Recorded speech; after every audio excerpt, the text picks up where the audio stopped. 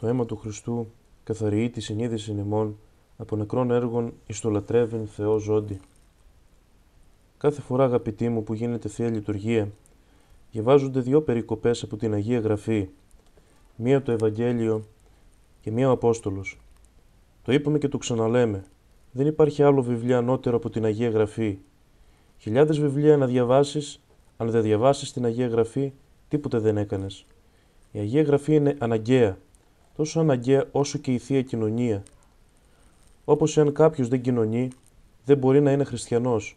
Έτσι κι αν δεν έχεις διαβάσει ή δεν έχεις ακούσει την Αγία Γραφή, προτιμότερο να μην έχεις ψωμί να φας, παρά να μην έχεις Αγία Γραφή να μελετάς. Η μέρα χωρίς ψωμί να περνάει, η μέρα χωρίς Αγία Γραφή να μην περνάει. Αλλά στα σημερινά χρόνια, ελάχιστα είναι τα σπίτια που κάθε βράδυ, προτού να κοιμηθούν, διαβάζουν οικογενειακώς την Αγία Γραφή. Κλείσαμε το Ευαγγέλιο και από αυτό προέρχονται όλα τα κακά. Δώστε μου ένα σπίτι που διαβάζουν Ευαγγέλιο και προσπαθούν όλοι να εφαρμόσουν τα διδάγματά του. Το σπίτι αυτό, και καλύβα αν είναι, θα λάμπει σαν παράδεισος. Δώστε μου και ένα σπίτι που δεν διαβάζουν το Ευαγγέλιο, σε αυτό, έστω και αν είναι μέγαρο και ανάκτορο, θα είναι κόλασης. Δεν διαβάζουν το Ευαγγέλιο. Το έκλεισαν. Και τι άνοιξαν? Την τηλεόραση. 1 ώρα, 2 ώρες, 3 ώρες τηλεόραση, που σκορπίζει τα κόπριά της και διδάσκει τα πιο αισχρά και ακατανόμαστα. Η τηλεόραση, όπως είπε ο Άγιος Κοσμάς, είναι το κουτί που βρήκε ο διάβολος για να εκφαυλίσει όλους, το χαζοκούτι. Εάν στο εκκλησίασμα πετούσε κάποιους λίρες, όλες θα προσπαθούσαν να τις πιάσουν. Δεν θα έχαναν καμία, ούτε μια λίρα δεν θα έπεφτε κάτω. Αλλά τι είναι οι λίρες και τι είναι τα χρυσά νομίσματα μπροστά στα λόγια, τα ανεκτήμητα λόγια της Αγίας Γραφής? Πρέπει να αγαπούμε το Λόγο του Θεού παραπάνω από χρυσίων και αργύριων. Τι θα πει συνείδησης? Η συνείδησης δεν είναι κάτι υλικό, είναι κάτι πνευματικό, αόρατο. Είναι μια πνευματική αίσθηση και μια κρίση, ένα ζήγισμα του εαυτού μας, που άλλοτε μας επενεί και άλλοτε μας κατακρίνει. Η συνείδηση είναι ένα φαινόμενο ψυχολογικό, με το οποίο ασχολούνται οι θεολόγοι, οι φιλόσοφοι και οι ψυχολόγοι. Συνείδηση υπάρχει σε κάθε άνθρωπο, δηλαδή απλούστερα, κάνει κάποιος κάποιο κακό, παραδείγματος χάρη κλέβει, ή κάνει χειρότερο, πάει τη νύχτα σε ξένο σπίτι και ατιμάζει τη γυναίκα του άλλου, ή κάτι ακόμα χειρότερο, σκοτώνει. Δεν τον είδαν, ούτε η αστυνομία, ούτε οι εισαγγελεύς, κανείς δεν το ξέρει, ούτε η γυναίκα του. Είναι λοιπόν ήσυχος? Καθόλου. Νιώθει ανησυχία, σαν κάποιος να τον κυνηγάει. Μόλις κάνει το κακό, μέσα του αισθάνεται στενοχώρια. Έχει κάποιο σκουλίκι που τον τρώει. Ακούει μια φωνή να του φωνάζει αυστηρά: «Γιατί το έκανες? Είσαι ένοχος, είσαι αμαρτωλός». Τρομερό πράγμα η συνείδηση. Τι να τα κάνει τα λεφτά, τα αξιώματα και τις θέσεις, όταν αυτή έχει τον άνθρωπο κατηγορούμενο και υποέλεγχο? Ο Άγιος Ιωάννης ο Χρυσόστομος λέει: «Προτιμότερο να σε κεντήσει σκορπιός παρά η συνείδησή σου».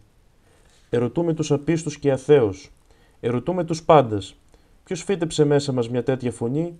Ένας μεγάλος φιλόσοφος είπε: «Δύο πράγματα με κάνουν να πιστεύω ότι υπάρχει Θεός.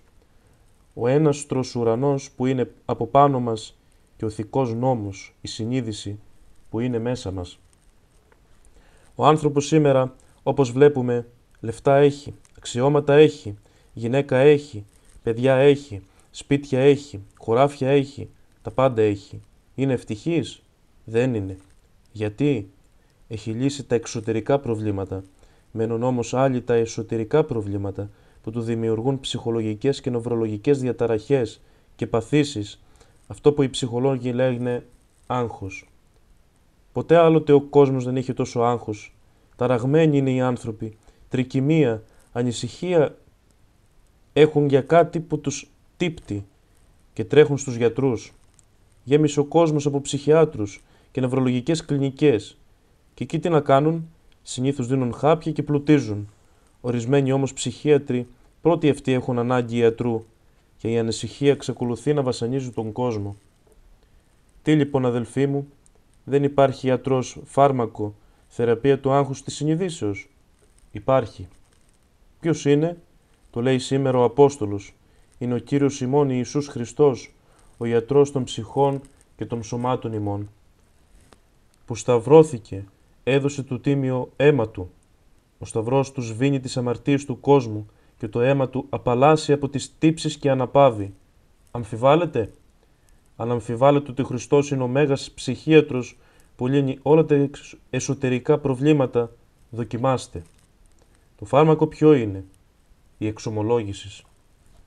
Να πας μετανοημένος να εξομολογηθείς, να πεις τα κρίματά σου, να κλάψεις εμπρός στον πνευματικό σου, και όταν πεις τα κρίματά σου με ειλικρίνεια την ώρα εκείνη, δεν είναι ψέμα, ένα βουνό που πλακώνει την καρδιά σου, το άγχος αυτό που λένε οι ψυχολόγοι θα φύγει από πάνω σου. Μέσα στα βάθη της καρδιάς σου θα ακούσεις μια φωνή γλυκιά, φωνή από τον ουρανό να σου λέγει «Τέκνον, αφέοντες οι αμαρτίες σου. Παιδί μου, σου συγχωρούνται τα αμαρτήματά σου και θα αισθανθείς ανακούφιση, λύτρωση, γαλήνη».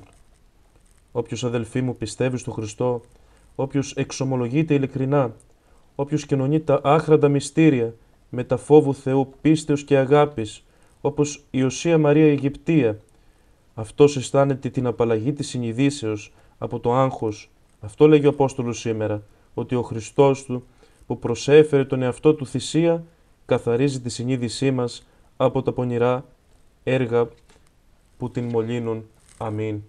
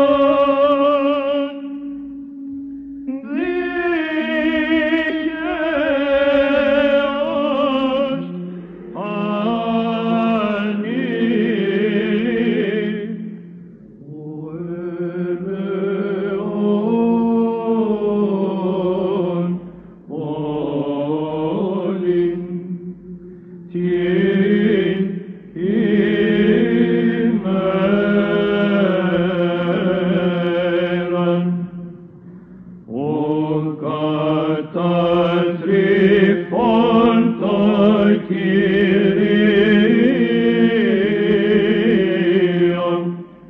και το φωτί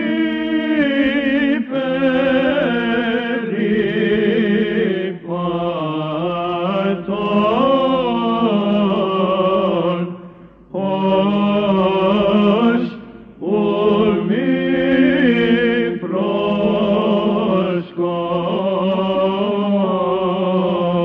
προσκόψει. Ταύτα δε πάντα προς νους θεσίαν ημών γεγράφτε,